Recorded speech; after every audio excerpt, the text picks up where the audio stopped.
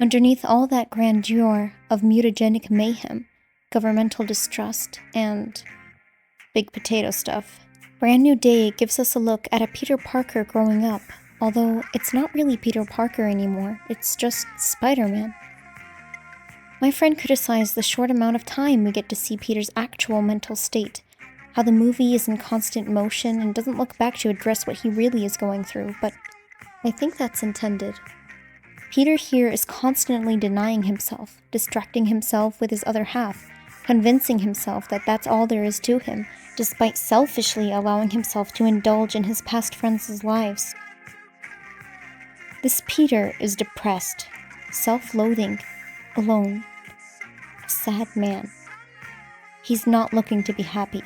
He's rejecting his humanity, and so his body responds promptly. In a narrative not too far from Spider-Man 1994 Season 2, he undergoes a mutation, although here it seems to respond to both his abnormal genetic state and his worsening mental one. He is experiencing a maturity, a growth. To rid of a skin that swept through what was supposed to be his golden years, stripping him of a necessary, a human gripe, and he resists. Again, he fights back. He builds mechanisms to purge it away, to stifle down what is meant to be, akin to what he necessitated all these years. But it doesn't have to be this way. Slowly, the cracks start to widen, too big now to plaster it shut, and what he so desperately kept away came falling through, evidently, shedding that outer shell, bringing out a new spider, no longer itsy-bitsy, Spider-Man, and Peter Parker. Both. Brand New Day is a special Spider-Man film, a once-in-a-decade kind of one, carefully curated, sensitive, with two others in the back burner that progressively spoiled what made this hero so special. And no, it's not about being lonely or sad or broke, but about heart, about reality, and about facing your growth, making mistakes and learning along the way, learning that it's okay to reach out for help, learning to bring back those in his life that kept him grounded, otherwise he'd lose it. The Punisher, Frank, he represents that in Spider-Man's life. He's not just some random insert to show that the MCU is this well-rounded universe. He's just living in the same area, driving the same streets. They bicker, and it reminds Peter of home. He still doesn't allow it until it seemed like life slipped away. He awakens and finds Frank sitting across from him, a show of care, concern, regret, love.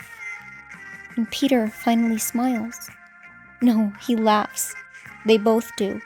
In what felt like a warm embrace, Peter finally remembers himself, as if the spell had affected him as well. His later choices display his lessons from Aunt May in No Way Home acutely. When you help someone, you help everyone.